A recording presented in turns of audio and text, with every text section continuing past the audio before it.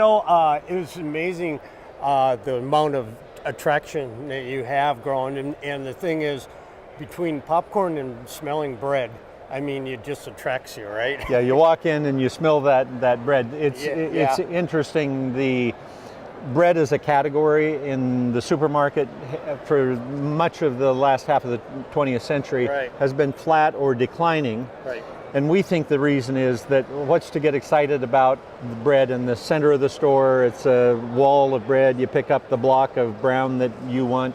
Right. But what's happened is, in spite of that, when this about the BreadBot at CES hit the news, it's gone nuts. And I think that that's because people are so ready to have the opportunity to actually get fresh bread in the store. Yeah, exactly. How long have you been working on this? We've been working on it a long time. Actually, the original idea came from a young high school student who was working in a natural food store baking bread. Okay. And hated getting up at 3 or 4 in the morning. He said to his dad, who was a Boeing engineer, "You've got to invent a bread machine." Yeah. Well, his dad worked on it for 10 or 15 years, came to us and said, "Would you take this over?" And that itself was about 25 years ago. Okay. So we've been working on it a long time. The problem was that the technology, the sensors and the actuators and the PLCs and all of the things that now make it possible to do the BreadBot didn't even exist. So many of the conceptual ideas behind it, some of the real hurdles were gotten through in that era. Yeah. But it's only in the recent years that we've really been able to make it happen. Well, so the machine behind us, how many loaves can it make in a day? Sure.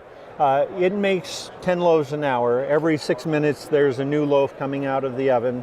And so if you're a store and you run it for 12 hours, you're going to get 120 loaves. The Navy is talking about using it on a 24-hour cycle. That'd be 240 loaves, minus some because there's some cleaning that needs to be done daily. We talked a little bit about Series 2, which I brought it up. I'm saying, hey man, what if I don't want to wait for Rye and it's not going to be till tomorrow, right? So what we already are working on, but it's still some ways out. I understand. I mean, it took 20 years plus for this. It's not going to take 20 years for version 2.0, but it's in process. Is the idea that from my iPhone app, I could say, look, I want a sunflower seed bread. I want 40% more sunflower seeds. I want half of the salt. I'd like 3 loaves, and I wanted it 2 o'clock. And BreadBot will say, okay, I'll have that for you. And then it takes from multiple different hoppers to create the specific combination of ingredients that you had in your order. Wow.